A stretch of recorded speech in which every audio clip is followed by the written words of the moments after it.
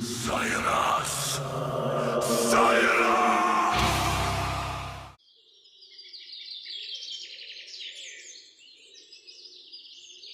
सूरज की रोशनी में आर्यन का सामान रखा है। उसके माँ बाप पुरउम्मीद हैं कि उनका बेटा शहर जाकर उनका नाम रोशन करेगा। देखो आर्यन, शहर जा रहे हो तो सिर्फ पढ़ाई पर तवज्जो देना। हम तुम्हें बहुत उम्मीदों से वहां भेज रहे हैं ताकि तुम हमारा नाम रोशन करो। हिम्मत नहीं हारनी। जी अब्बा, मुझे एहसास है कि आपने कितनी मेहनत से यह इंतजाम किया है। मैं आपको शिकायत का मौका नहीं दूंगा। तुम अब बड़े हो गए हो। अपने खाने पीने का ख्याल रखना और हॉस्टल में नए लोगों के साथ मिलजुल कर रहना। बस इतना याद रखना कि मेहनत का फल हमेशा मीठा होता है।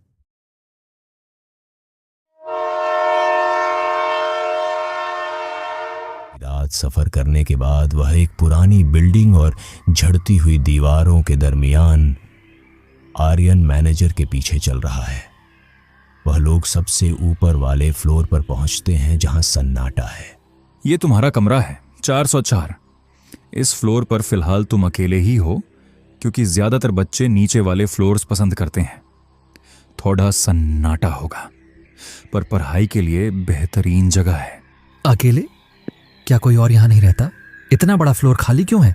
बस समझ लो कि लोगों को ऊपर आते थकान होती है। तुम जवान हो, तुम्हें क्या मसला। चलो, अपना ख्याल रखना। आर्यन गहरी नींद में था कि अचानक दीवार के उस पार से थक थक थक की आवाज आती है। कौन है? कौन है वहां? शायद पुरानी बिल्डिंग है। लकड़ी या सीमेंट के फटने की आवाज होगी। मैं भी फौजल में डर रहा हूं। दिन भर की थकान ने दिमाग घुमाया हुआ है। थकान इतनी थी कि वह दोबारा सो गया, लेकिन नींद में भी उसे लग रहा था कि कोई उसे देख रहा है। अगले दिन वह यूनिवर्सिटी जाता है। यूनिवर्सिटी का माहौल हॉस्टल से बिल्कुल मुख्तलिफ, अलग और रौनक वाला था। आर्यन की मुलाकात कुछ दोस्तों से हुई जो काफी मजाहिया मिजाज के थे। ओए आर्यन, लगता है हॉस्टल का पहला दिन काफी भारी गुजरा है। आंखें सूजी हुई हैं तुम्हारी।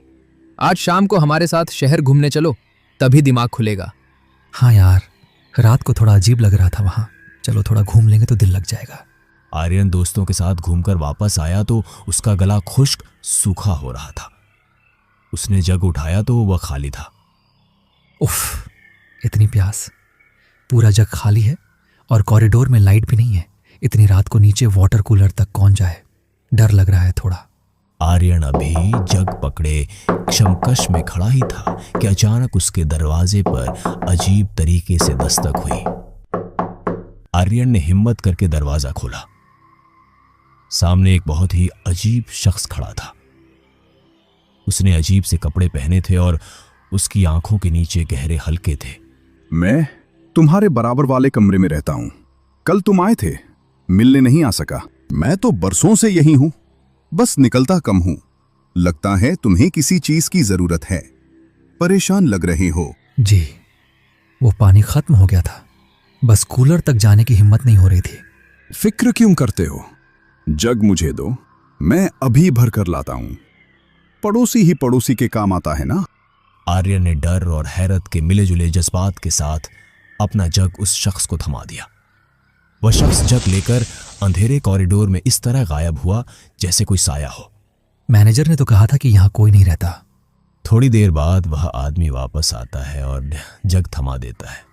आर्यन देखता है कि पानी का रंग बिल्कुल लाल है। भाई, मैंने तो पानी मांगा था। आप शायद गलती से शरबत ले आए। पी कर देखो, बहुत सुकून मिलेगा। आर्यन प्यास की वजह से वह पी लेता है, लेकिन उसका जायका बहुत ही अजीब और कड़वा होता है।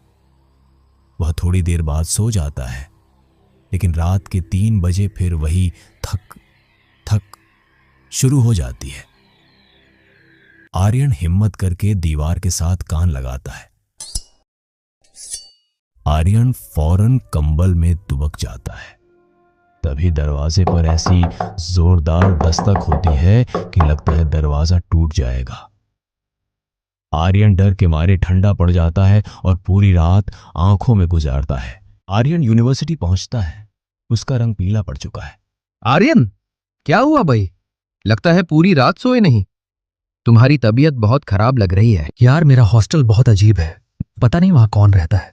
कौन सा हॉस्टल है? नाम क्या है? वो जो पुरानी गली के आखिर में ओल्ड सिटी हॉस्टल है। क्या बकवास कर रहे हो?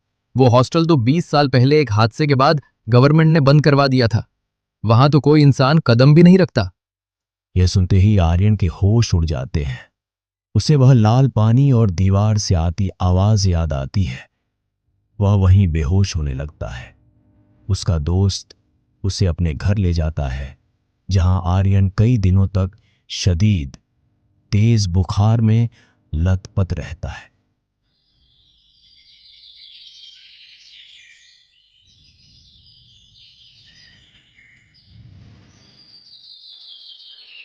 वो पानी, वो दीवार, वो मुझे बुला रहा है। कुछ दिन दोस्त के घर रहने के बाद जब आर्यन की हालत थोड़ी संभलती है, वह अपना सामान लिए बगैर ही सीधा अपने घर वापस चला जाता है, हमेशा के लिए उस खौफनाक साए से पीछा छुड़वाकर।